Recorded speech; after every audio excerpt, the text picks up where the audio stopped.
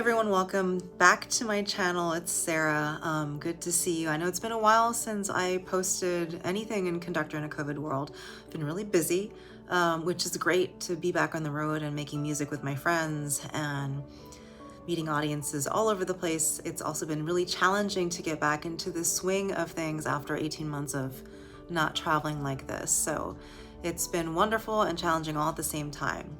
This video is going to cover, let's see, I think 6 months worth of travel and work and the places I've been since late spring to show you what's been going on in the orchestra world and in my world. So I'll see you at the end, and here is Conductor in a COVID world.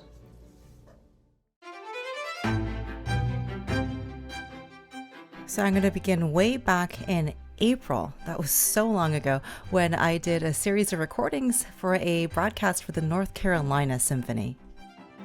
Pinkerton and I are backstage at Mandy in Raleigh, where we're doing recordings for a broadcast and not a live broadcast. Here is Pinkerton.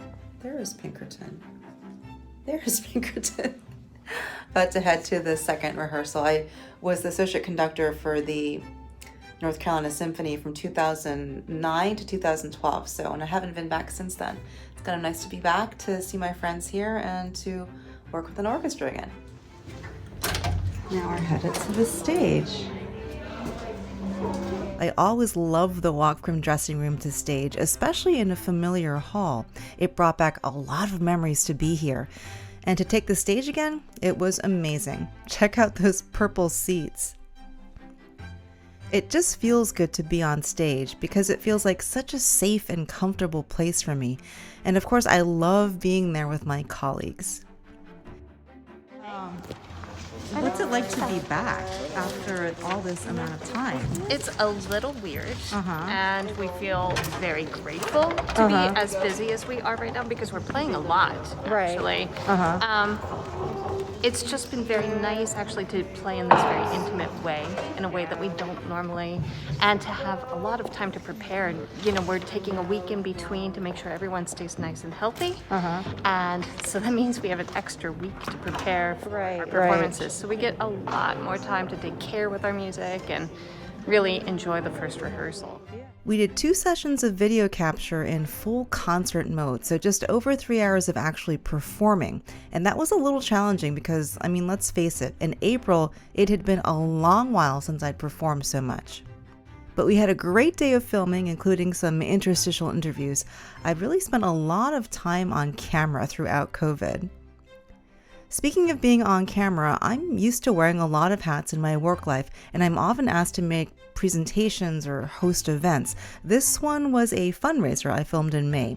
I was the host, and it was kind of fun because I got to wear a color I don't usually wear. I'm wearing pink. Pink. I also took some dramatic selfies, you know, just because.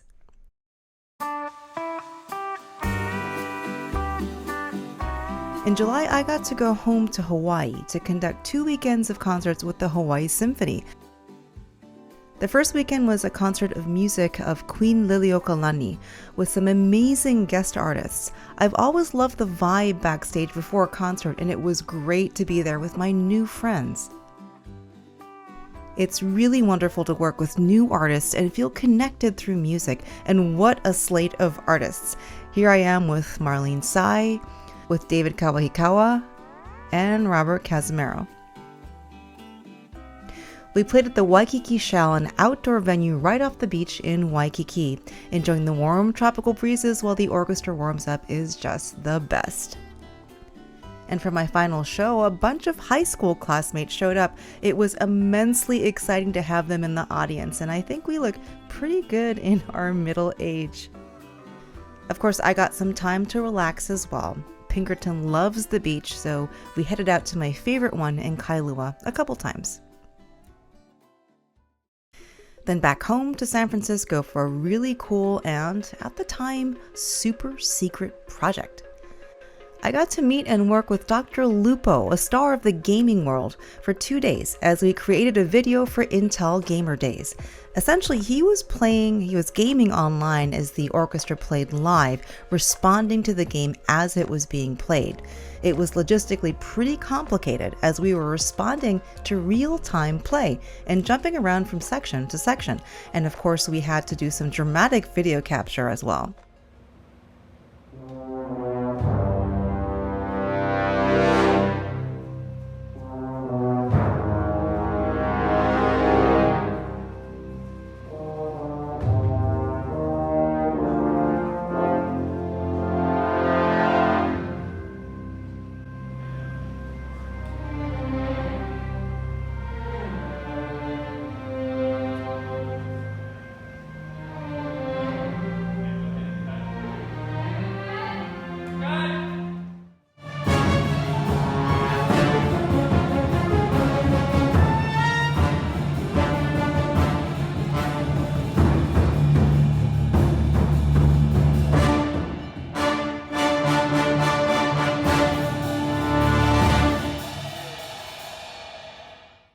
All in all, it was a really fun couple of days.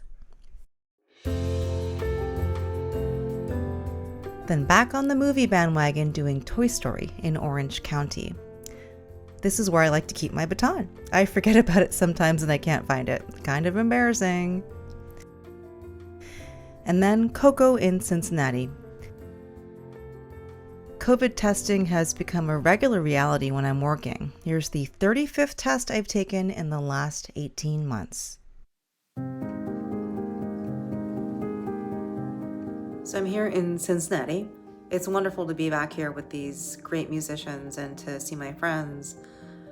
Well, see half of their faces because we are again masked on stage, except for the winds and brass, and it is immensely frustrating after spending the last couple months collectively as many American orchestras were able to perform unmasked, and to take this huge step back because of the Delta surge.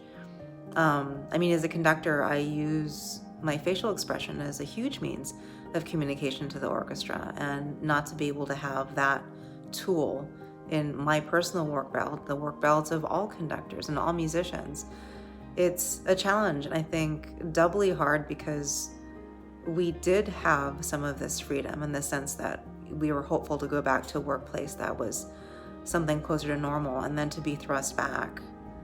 I think most musicians will tell you our responsibility is to create these moments of joy and connection and introspection and extroversion and emotion and understanding, and to not be able to do that in the best way that we can.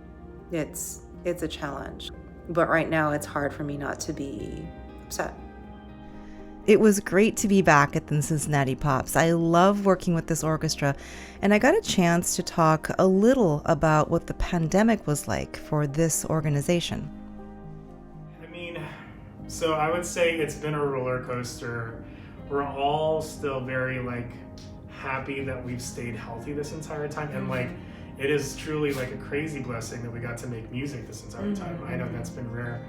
But yeah, it's as we're coming back into the fall and we're going back into a COVID fall, it feels a little sobering, and it feels like the carrot that was placed in front of us, this prize that we were gonna get if we played everything safely, just kind of disappeared again. Oh yeah. Well, just when we thought we saw the light at the end of the tunnel, it turns out there was another tunnel. So what's your motivation for doing what you do?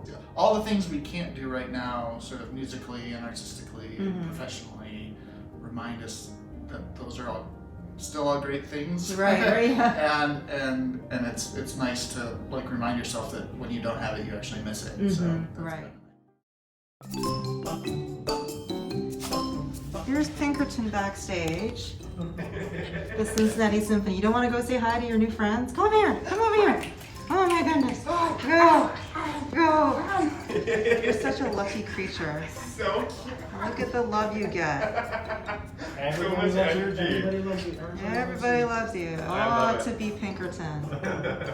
Living the life. Living the life. And finally, I got to work from home, a week with the San Francisco Symphony conducting Princess Bride. Such a sweet movie, and so sweet to be back in another familiar dressing room. And shout out to my friend Mike, who brought me a little rug to rest my bare feet on. Yes, I like to wander around barefoot backstage. Yes, I'm still in my very messy hotel room, which feels very familiar to me. I hope you enjoyed the video, just a catch up of the last 6 months. I hope to post more regularly. I'm going to start up my musical mindfulness series back up. That too has fallen by the wayside because I've been so busy, but got some great music for you to be mindful to. So watch for that. Otherwise, I hope all of you are well and healthy and enjoying music. So we'll see you the next time. Bye.